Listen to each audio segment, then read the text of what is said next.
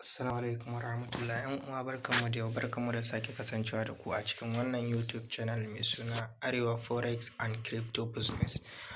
A yau insha Allahu a gurguje ba tare da ɓata lokaci ba zan yi upgrading na wa'incan videos ɗin da muka yi da iPhone akan yadda ake amfani da application na Forex. Sakamakon mutane da suke muna complaining akan cewa su ba sa fahimta yadda ake amfani da shi, sakamakon mafi yawancin mutane ba da iPhone suke amfani ba. So a yau insha Allahu a gurguje zan nuna muku yadda za ku yi step by step tun daga farko har izuwa ƙarshe.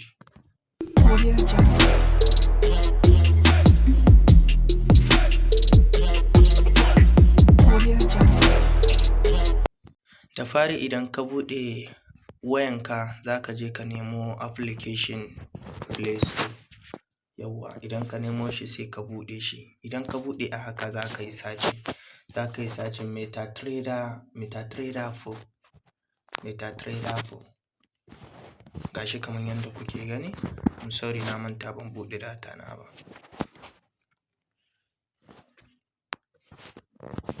Yawwa MetaTrader 4. Yawwa idan ya buɗe kamar haka za ku gan shi. Gashi nan shine wannan. Sai ku danna install. Ku yi installing nashi. Yawwa sai ku jira in seconds zai kammala downloading. Bari mu shiga cikin application ɗin.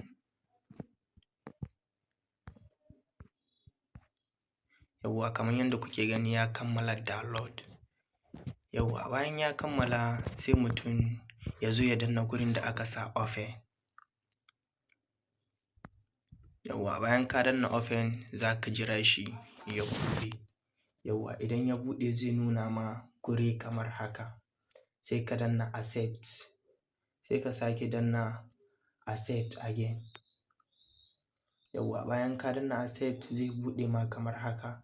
Anan shine gurin da za ka ga currency pair, wato duka kuɗaɗen da ake trading nasu irin su Euro USD, irin su GBP USD, USD JPY, so waye da sauransu. So anan ne kuma idan ka danna shi za ka ga gurin chat. Tukunna bari mu ce mu buɗe Euro USD, wato wannan na farkon nan kenan. Idan muka buɗe shi sai mu danna open chat. Yawwa kamar yadda kuke gani gashi nan ya buɗe. Bari mu rage masa girma. Yawwa mu rage masa girma. Kamar yadda kuke gani nan shine yadda jikin chat ɗin application ɗin yake idan ka buɗe shi daga ciki. So idan kuma ka yi open trade anan ne za ka danna. Bayan ka danna shi anan ne za ka ga nawa ne suke a cikin account naka, wato adadin kuɗin da suka rage ma, balance ɗinka kenan. Gashi za ku ga akwai demo account ne wannan ya buɗe da shi. Za ku ga akwai dala 100,000 a ciki. Nan kuma za ku ga free margin equity. Anan kuma idan kuka danna shi kuma idan kuka danna nan shi kuma zai nuna muku duka trade ɗin da kuka yi a rana. Zai nuna muku duka trade ɗin da kuka yi a rana, da losing ɗin da kuka yi, da winning profit ɗin da kuka yi. Anan kuma zai nuna muku duka total abun da ya rage. Nan kuma zai nuna muku adadin abun da kuka yi deposit da kuma balance ɗinku da ya rage. Yawwa sai kuma nan shi kuma gurin news ɗin nan shi kuma ba ku da matsala da shi da gurin chat ɗin nan shi ma ba ku da matsala da shi. Ko da kun shigo kun gan shi ma ba ku da matsala da shi. Kawai inda kuke da issue da shi shine nan gurin chat ɗin sai kuma gurin currency pair. Yawwa kamar yadda na faɗa muku anan idan ka danna anan ne za ka ga duka total abun da ka yi a cikin application na Forex, buy and sell ɗin da ka yi, da winning, da loss, da duka balance ɗinka. Anan kuma anan ne za ka ga idan in ka yi opening position anan ne za ka ga duka abun da yake faruwa, da balance ɗinka da ya rage, da kuma abun da in ka yi winning za ka samu a daidai wannan time ɗin. Shi kuma wannan guda biyun shi kuma ba ku da matsala da shi. Wannan news ɗin da kuma chat ɗin ba ku da matsala da shi. Yawwa sai kuma abu na gaba shine wannan.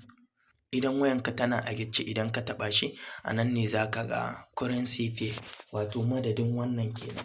Anan ne za ka ga currency pair naka. Kaga akwai Euro USD, akwai GBP USD, akwai kuma USD JPY, sannan kuma akwai USD CAD, akwai kuma USD CHF, akwai kuma NZD USD, akwai kuma AUD USD. Yawwa shi kuma a nan ne za ka yi selecting ɗin duk currency pair ɗin da kake so ka yi trading a kan shi. Ma'ana mun zaɓi GBP USD. Yawwa kun ga shi ma nashi market ɗin ya yi opening. Yawwa sai kuma abu na biyu shine wannan. A yanzu idan kun lura yadda chart ɗin yake za ku gan shi ya fito layi da layi kaman kara haka, ga su nan dai sun bayyana haka. So idan kana so ka canja shi ya koma izuwa candlestick, a nan ne za ka danna shi wannan ne. Kana danna shi yanzu kun ga sun canja sun koma izuwa candlestick. Za ku ga su nan akwai ja akwai kuma kalan green. Yawwa so shi kuma wannan shine wanda idan ku danna shi shine wanda zai koma asalin wancan na fari ɗin, wanda ba da shi za mu yi amfani ba, da wannan za mu na amfani. Yawwa bari mu mai shi shadda ke. Yawwa mun mayar da shi. Shi kuma wannan ga shi ne wannan ɗin alaman plus ɗin nan shine wanda idan ka danna inda za ka saita ka gano lambobin da za ka yi amfani da su gurin saita stop loss naka. Gashi a nan ne idan ka danna za ku ga lambobin suna canjawa. Gashi nan 1 2 5 6 4 8. Yanzu kuma da na motsa da shi za ku ga sun canja. Yawwa kun gani gashi suna canja. Kun gani za ka ja shi kuma a duk inda kake so a cikin screen, wanda in kana so ya ɓace a nan za ka sake dannawa. Kana danna kun ga ya ɓace.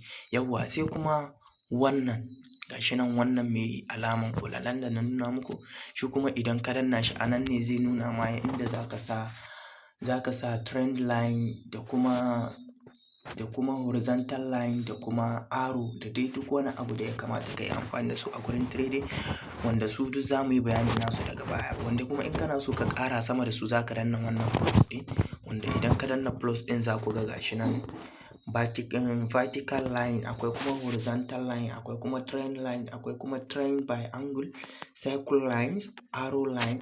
Ga sunan duk wanda kake so za ka iya ƙara. Yanzu a ƙaddara a ce za mu ƙara da Fibonacci wannan kenan. So yanzu da mun taɓa a kan shi kun ga gashi nan ya hau. Kun gani gashi nan ya hau. Za mu yi amfani da shi a duk inda muke so kuma a duk time inda muke buƙata za mu iya amfani da shi. So yanzu ba wannan ba. So sai kuma idan kuma kana so kai deleting nashi, idan ka sake danna nan guri, bari na nuna muku nan guri. Idan ka sake dannawa in kana so kai deleting nashi za ku ga duka abun da ka yi amfani da shi za ku ga ya bayyana. Yanzu kun ga wannan muka yi amfani da shi Fibonacci ɗin. Yanzu muna so mu yi deleting nashi a gaban screen. Za ka zo ka danna wannan alaman deleting ɗin. Idan ka danna za ku ga ya nuno ma ɗan box haka, sai ka yi ticking nashi. Kun ga ya yi marking, sai ka danna delete. Yawwa yanzu kuma kun ga ya goge. Yanzu bari mu koma. Yanzu kun ga babu shi, ya fita a cikin screen namu. Yawwa shi kuma yadda ake amfani da shi kenan. Sauran abubuwan kuma duk za mu nuna muku yadda ake amfani da shi idan kun ci gaba da kasancewa da mu. Yawwa sai kuma abu na gaba shine wannan F ɗin. Yawwa shi kuma idan ka danna shi a nan ne za ka ga inda za ka yi amfani da irin su moving average, relative strength index da sauran abubuwa da duk ya kamata a yi amfani da su, wanda su ma idan kun ci gaba da kasancewa da mu duka za mu yi muku bayanin duka yadda ake amfani da su. Yanzu meye moving average? Bari na nuna muku example na moving average. Yanzu a cikin jikin chart ɗin idan kun lura za ku ga wani jan layi nan yana biyar candle, wani jan layi yana biyar candle baya. Idan candle ya kasance za ku ga candlestick su ne a saman shi kuma yana a ƙasa. Nan kuma market da ta ɗan canja, candlestick ɗin sun koma ƙasa, shi kuma ya dawo a sama. Gashi nan yana biyan candlestick ɗin baya da baya, step by step a duk inda candlestick ɗin ya tafi. To shine ma'anan wannan moving average ne. Su ma akwai sauran abubuwa. Shi kuma wannan relative strength index ɗin nan, shi kuma gashi nan. A nan idan kun tsayar da hankalinku za ku ga gashi nan. Za ku ga gashi nan RSI 14. Za ku ga relative strength index kenan. Za ku ga akwai wannan ɗigon line. Za ku ga gashi nan akwai 70, nan kuma akwai 30. Wanda shi ma akwai yanda ake a yi setting nashi a canja shi. Yana baka target ɗin yanda za ka yi buy da kuma yanda za ka yi sell. Da duk yadda abubuwan suke su ma idan kun ci gaba da kasancewa da mu duka komai da komai za ku san komai da komai completely. Yau duka a nan ne muka kawo ƙarshen bidiyo namu na yau. sai kuma mun sake karawa da ku a wani bidiyo namu na gaba insha Allah. Kar ku manta ɗan uwa ka danna mana like, ka danna mana like domin yana ƙara mana ƙarfin gwiwa, sannan kuma hakan shine zai sa a sanar da sauran 'yan uwa da ba su samu kallon wannan bidiyo ba. Sannan kuma ka danna subscribing domin sanar da kai sababbin videos namu da zarar mun ɗora. Kar ka manta da danna alamar ƙararrawa wato notification kenan, sannan kuma kai share zuwa ga 'yan uwa da abokan arziki. Mun gode. Wassalamu alaikum.